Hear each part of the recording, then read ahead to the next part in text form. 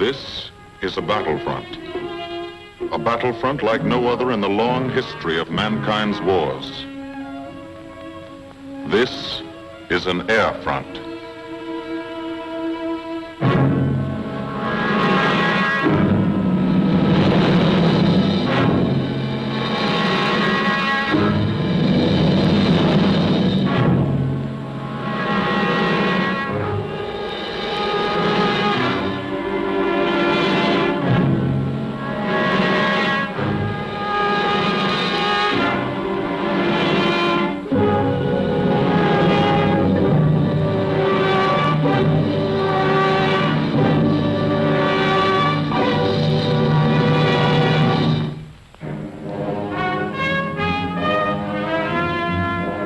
The working day begins, as it will end, with the ground crews, as much a part of the fortress as her wings.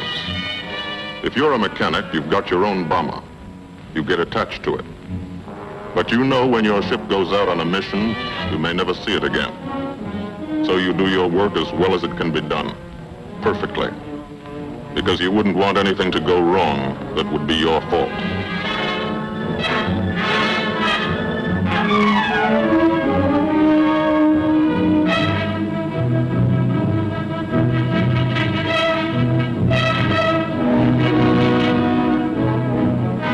Today, the bombs will be taken from these bomb dumps somewhere in England and delivered to specific points in Wilhelmshaven, Germany.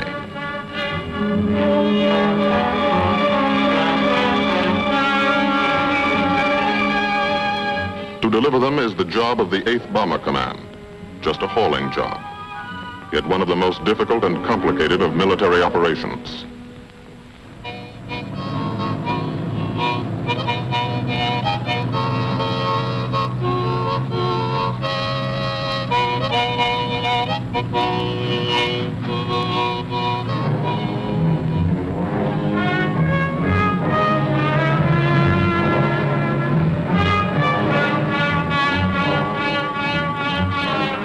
General purpose demolition bombs, impact velocity as high as 750 miles an hour, pierce 5 inches of armor plate, destroy a factory. Briefing at 0800. Pilots, bombardiers, and navigators take their places. The group commander, Colonel Stanley Ray, steps up to the target map, and for the first time you learn where you're going. Sometimes your face turns white when you find out. Sometimes the feeling you won't come back tightens your insides. Not so long ago, you were sitting like this in a college or high school classroom, not listening too hard, perhaps even a little sleepy. But you listen here. And as you listen, you don't have time to think of yourself. Fear fades.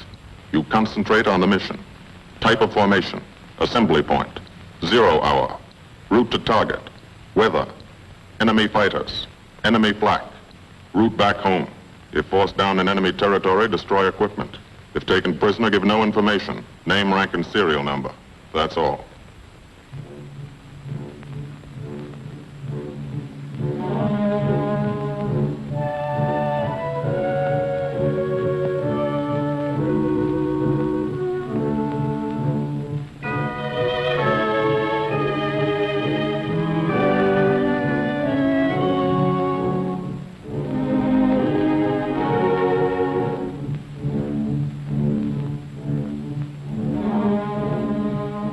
These are the passengers with one-way tickets.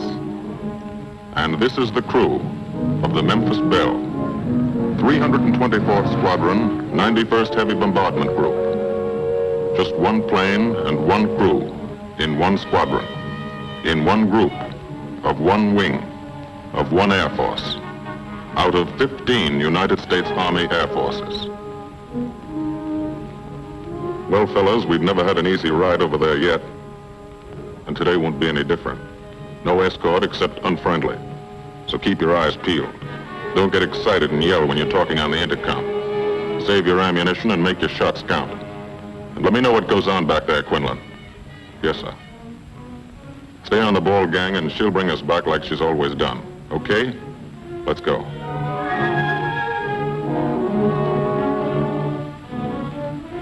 They have completed 24 missions in this, the toughest theater of air war, the big league of sky fighting. Their experience is priceless.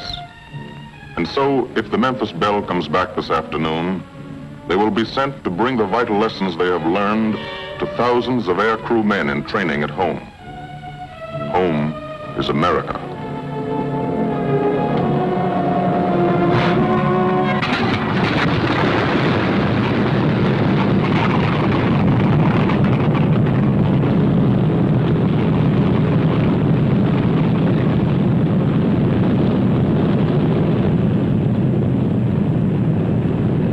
This is a battlefront, like no other in this or any war.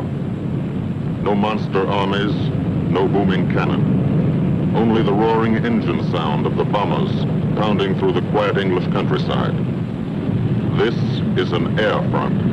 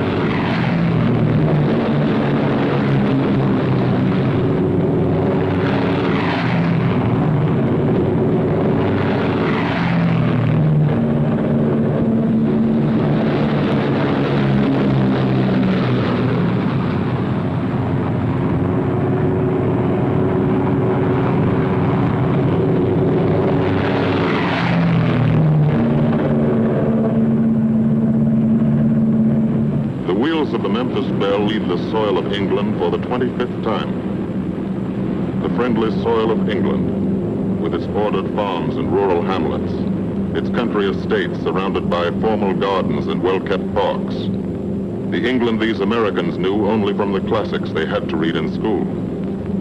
The England of the towns and cities, whose people have defended their island's freedom for over 1,000 years. But today, their countryside has changed. Today, their island has been converted into a gigantic bomber field, a super aircraft carrier anchored off the shores of Fortress Europe, with hangars and machine shops, with hundreds of dispersal points, perimeter tracks, and concrete runways. This is England in its 5th year of war.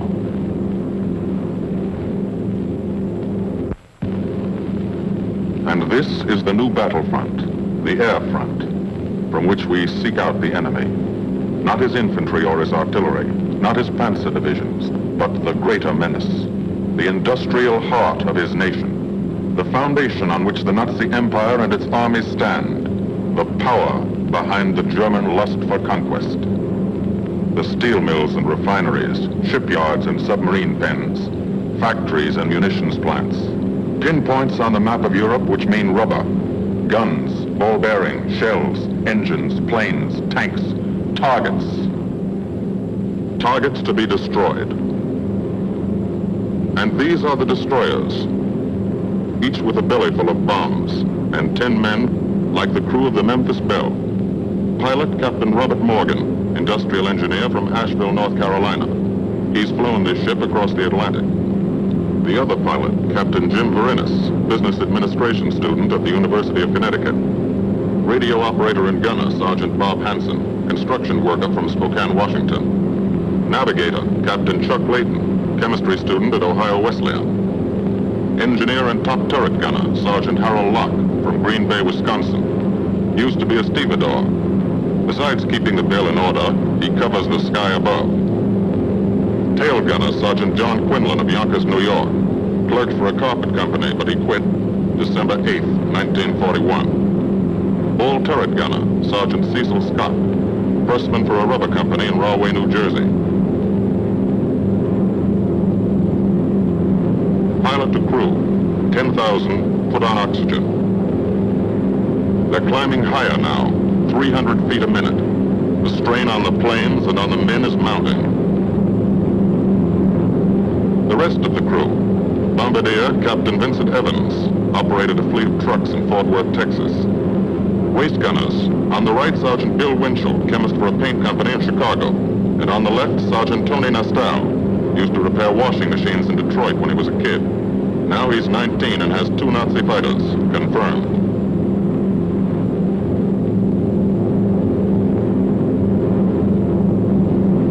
It takes all of a pilot's strength to keep a 30-ton fortress in tight formation. But the formation is the bomber's best defense against enemy fighters.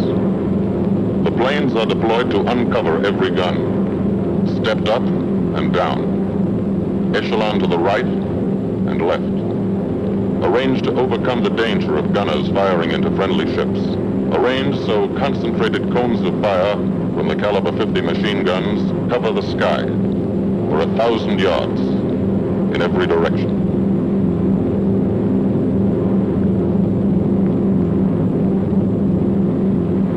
The friendly coast of England slips by below. It doesn't look like much now, but in a few hours when you come back, if you come back, this will be the most beautiful view in the world. Higher and higher, climbing to reach your best operational altitude, 25,000 feet, 5 miles straight up. So high you can't be seen from the ground with the naked eye. So high that after 1 minute without oxygen, you lose consciousness. After 20 minutes, you're dead.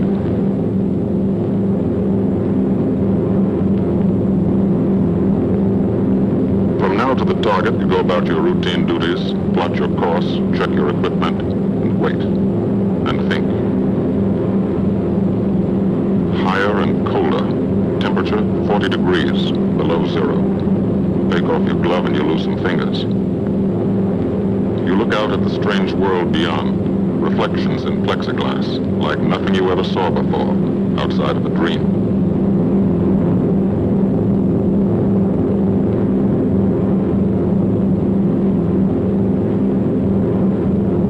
Higher and higher into the lifeless stratosphere, until the exhaust of the engines mixing with the cold, thin air condenses and streams the heavens with vapor trails.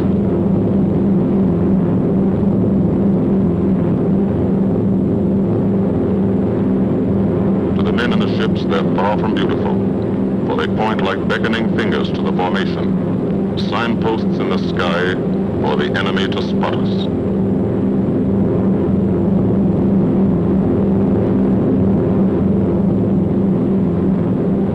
For these bombers to accomplish their mission, a plan is needed. Carefully worked out, time to the minute. The job is to bomb Wilhelmshaven effectively and economically. The enemy is strong, skillful, determined to stop us. Here are his defenses. Airdromes, well dispersed. Each plane indicates a stoffel or squadron of fighters. Heavy anti-aircraft, highly trained and accurate, all along the coast and defending his vital installations. Radar to warn him of our coming. Here is our plan to divide his defenses and weaken his opposition. At 13:30 hours, shortly after takeoff, 6 groups of planes will be heading toward the enemy coast from 6 directions. The Blue Force, 100 B-24 Liberator 4-engine bombers. The White Force, 300 B-17 Flying Fortresses. The Green Force, 300 B-17s with an escort of 6 squadrons of P-47 Thunderbolts. A force of B-26 Marauders, twin-engine medium bombers with 6 squadrons of RAF Spitfires escorting. Almost 1,000 planes and over 8,000 men in the air. The enemy alerts all his aerodromes. But which is our main force? What are our targets? Where should the Nazi controllers send their fighters? It's our job to make them guess, and guess wrong. A half hour later, at 1400 hours, the Blue Force will be heading east across the North Sea with the White Force following. These enemy fighters are tied down, waiting to meet them, and will not be able to attack the Green Force. These fighters must come up to attack the Green Force, and thus will be no threat to the Blue and White Forces. The B-26s and Spitfires will bomb and strafe a key rail junction, diverting these 6 Staffeln and preventing the enemy from concentrating too many fighters on the Green Force, which is scheduled to bomb an aircraft factory at Hanover. At 1430 hours, the Blue Force will threaten this entire coastal area of northwestern Germany. Which target will it be? Flensburg? The Kiel Canal? Or will it turn suddenly and bomb Hamburg, Wegesack, or Emden? Actually, it carries no bombs at all. It's a decoy and keeps the fighters from the northern area busy while the White Force, the main effort, heads for the submarine pens of Wilhelmshaven. At 1500 hours, while the White Force is over its target, only a fraction of the available German fighter strength of the area can intercept it. Because of the Blue Force diversion and the simultaneous bombing of Hanover by the Green Force. This is the plan of battle for today, drawn up by the Combined Operations Planning Committee and approved by the Commanding General.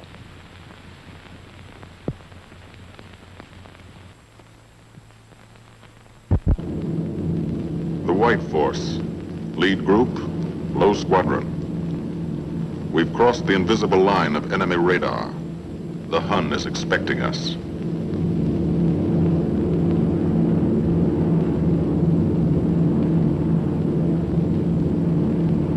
Steel helmets go on. Watchful eyes strain. Tight formations are held tighter still. Tense gunners more alert because here it comes. The enemy coast. From up here, it looks the same as any other. Houses, roads, green fields, factories, waterways. But they are the houses and fields of those who invade and oppress. They are the factories and roads of the people who twice in one generation have flooded the world with suffering. Suffering in such quantity as the history of the human race has never known. Brought torment and anguish into countless American homes. Gold stars and telegrams from the War Department.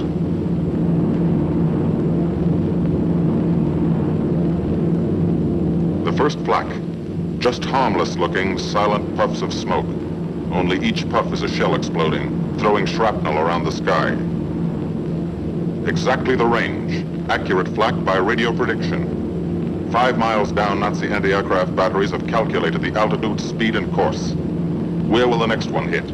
You try not to be there.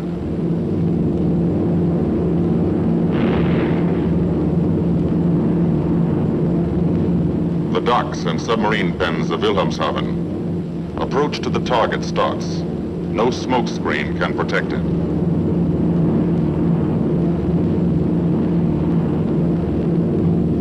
Now the enemy knows the path of your approach and walls that path with a flak barrage.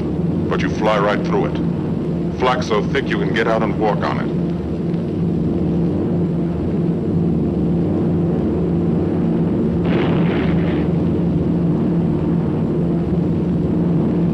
Morgan changes course every 15 seconds. Evasive action to confuse the flak batteries. Bomb sights set for correct altitude and speed. Bomb bay doors open. The bombing run begins. Pilot to bombardier. Okay, Vin, you've got it. Now Evans flies the Memphis Belle, controlling it through the bomb sight. And now we are most vulnerable. Committed to our bombing run, we can't dodge flak or fighters. Here's the first.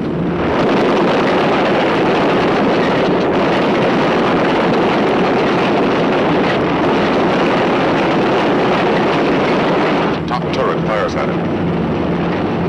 Evans must ignore the battle. Crosshairs lined up on target. Adjustments for wind drift made. Two more fighters diving from 9 o'clock. Flak now has the range too. They've hit this fort, but he keeps on his bombing run.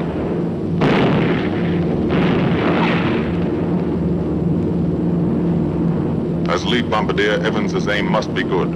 Every other ship in the group will drop its bombs when he drops his. Now, one pointer on the bomb site moves toward another stationary pointer. The instant they touch, bombs will release.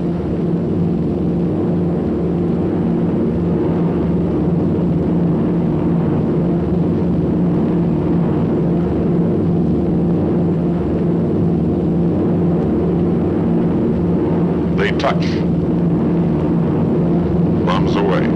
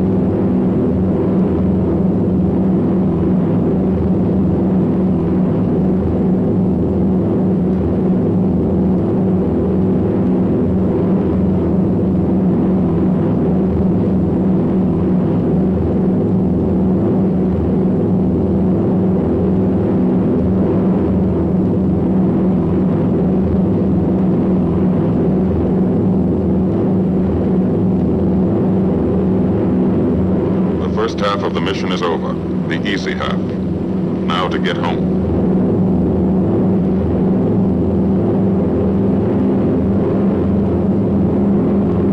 The flak stops. That means fighters out there somewhere. A staffer lurking behind that cloud, or hiding up in the sun where the glare blinds you and you can't see them, waiting to dive down on you. Fighters at 6 o'clock. This is what a gunner sees. A speck in the sky. That's a fighter. And then a blink. That means he's firing at you. 2,300 rounds a minute.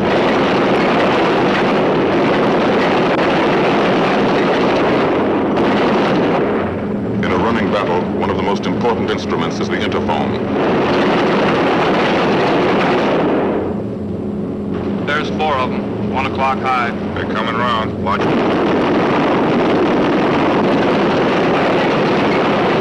Two fighters, 6 o'clock up, coming in, diving out, Chief. B-17 in trouble out at 2 o'clock, watching. With an engine on fire.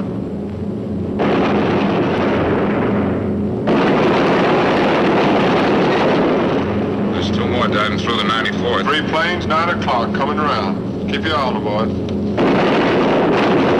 Coming around to 10. Watch them, so keep your eyes open. Yeah. They're breaking 11, breaking 11. I got them. Coming around underneath at 10 o'clock. I see those 2 at 2 o'clock. Watch them, Scotty. I got my sights on them. Check that B-17, Chuck, 3 o'clock. Motor smoking. Fighters, 10:30, coming around. Those 10:30 upper or lower?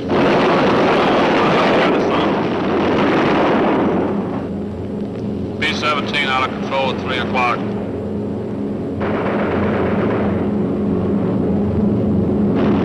Come on, you guys, get out of that plane. Bail out. There's one. He come out of the bomb bay. Yeah, I see him. There's a tail gunner coming out. Watch out for fighters. Keep your eye on them, Bill. See any parachutes, Quinlan? 2 parachutes open. Flag at 9 o'clock. 8 men still in that B-17. Come on, the rest of you guys. Get out of there. Come on, Bill. So far, there's 3 more shoots. Flag, 11 o'clock. Fighters, 6 ME o'clock. 109 at 3 o'clock. Keep after him, would you? I see him. I'm on him. Come on, you son of a bitch.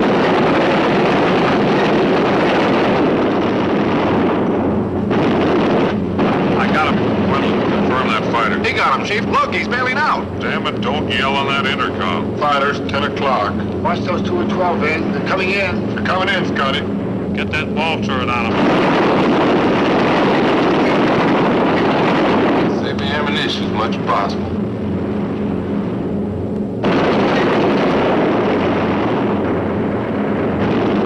Watch that fighter coming in at 3 o'clock. He's coming in a half roll. Pull her up, Chief. Pull her up. Hurry.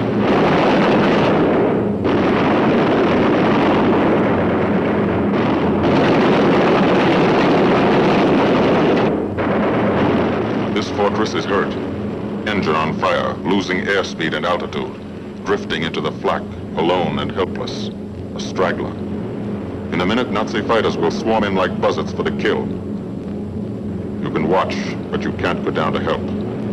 You keep your formation.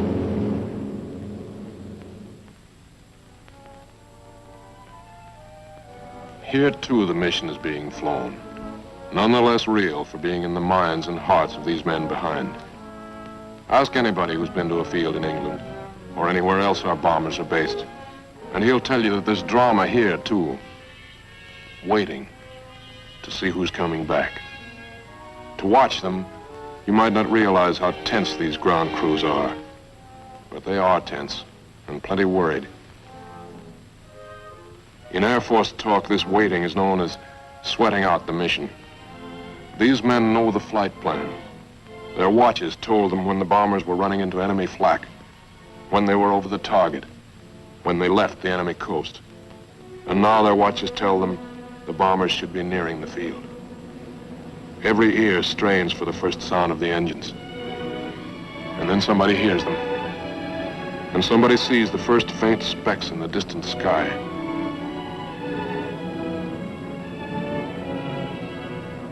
Every face turns to see and count.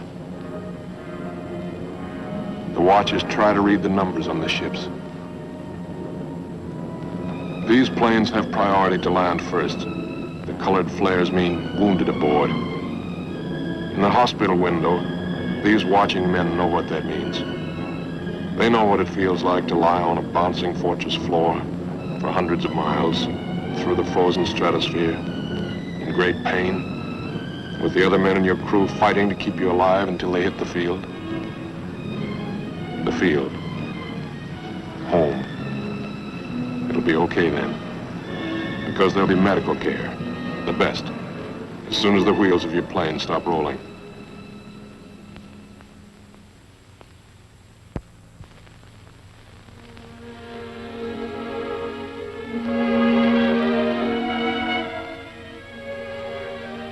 Head wound. Concussion. 20-millimeter cannon shell exploded in his radio compartment. Shock. Internal injuries. He'll be all right, though. Flak burst scattered flying shrapnel. He's full of steel splinters. This pilot's leg is not a pretty sight. Neither are the docks at Wilhelmshaven. These men will all get the Purple Heart. And this man, too, posthumously.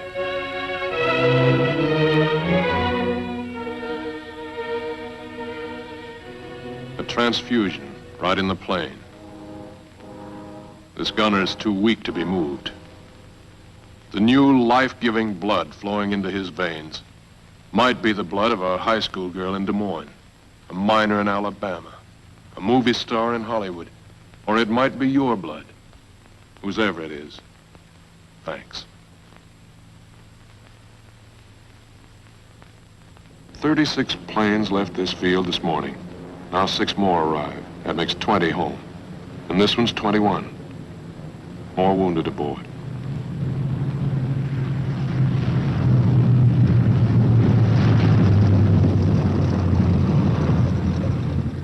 "22, coming in with his left inboard engine dead.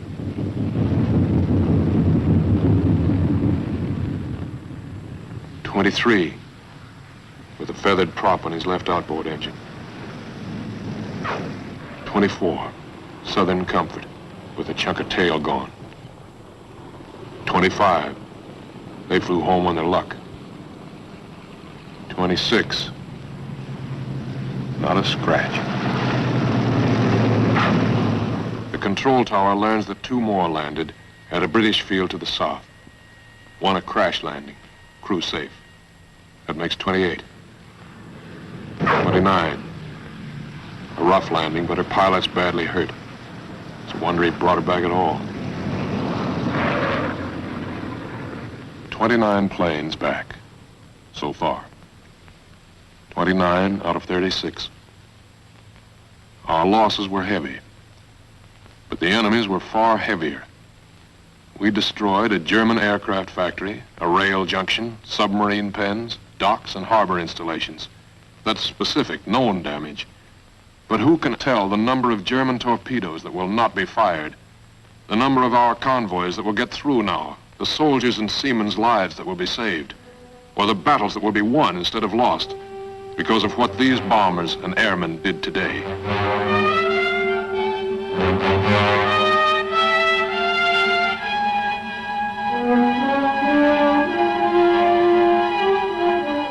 Pilot and tail gunner.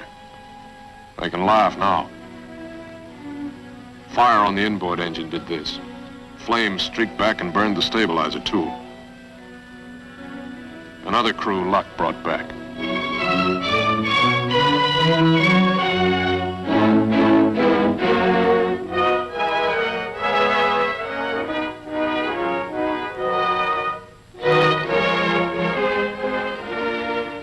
Here's old Belle. A pretty good airplane when it took off. Lost its nose, lost its navigator, bombardier wounded, top turret gunner and pilot hit. Hydraulic system shot out, no brakes, no flaps. But old Belle came back.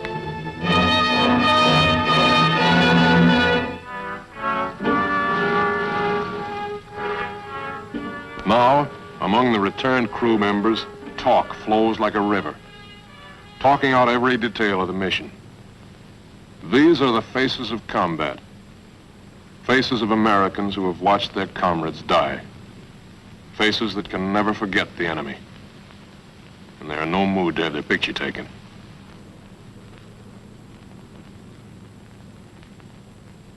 In the control tower, Colonel Ray, the group CO, is still watching and waiting. And then he spots the last flight. 3 more planes. And one of them is the ship everyone's been pulling for. The Memphis Belle. The last few miles of this trip have been a joyride. The strain is over. They can leave their guns now. Now they know they're going to go home. To Spokane, Green Bay, Asheville, Detroit, Chicago, Fort Worth, and Yonkers.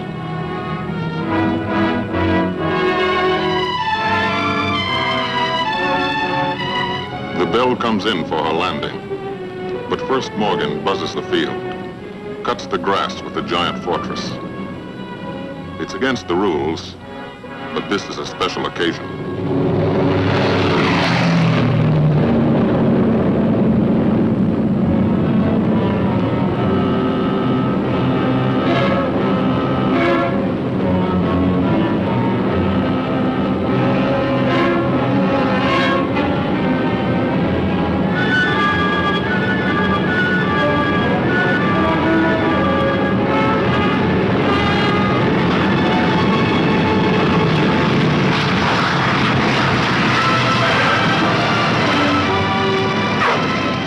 The Memphis Belle come back to the soil of England for the 25th time.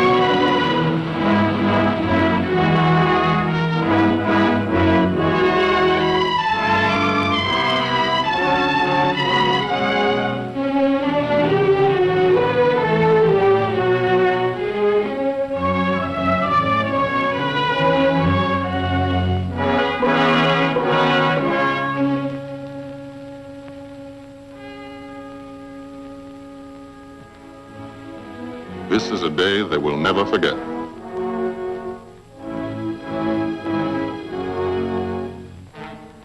Another great day soon after, Brigadier General Hansel visited the field and presented the Distinguished Flying Cross to every member of the crew.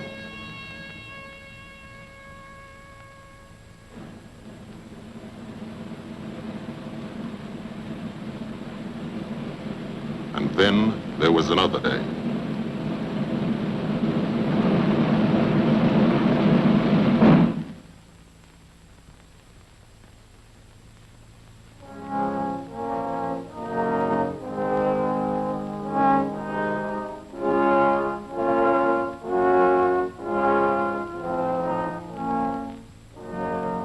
Their Majesties, the King and Queen of England.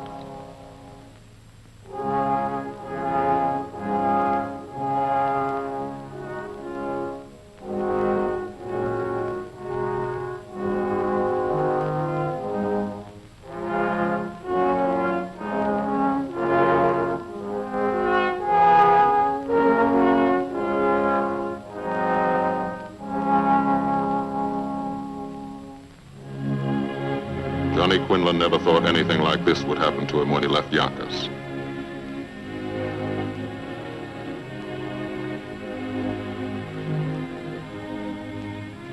The ground crew were a little self-conscious about being dressed in fatigues, but the Queen thought they were very nice.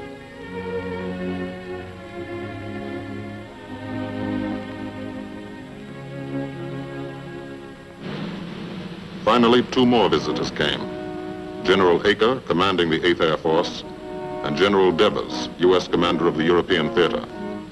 The Belle crew received them in flying clothes, as General Acre read the order for what he called their 26th and most important mission. Return to America to train new crews and to tell the people what we're doing here. To thank them for their help and support and tell them to keep it up so we can keep it up. So we can bomb the enemy again and again and again until he has had enough. And then we can all come home.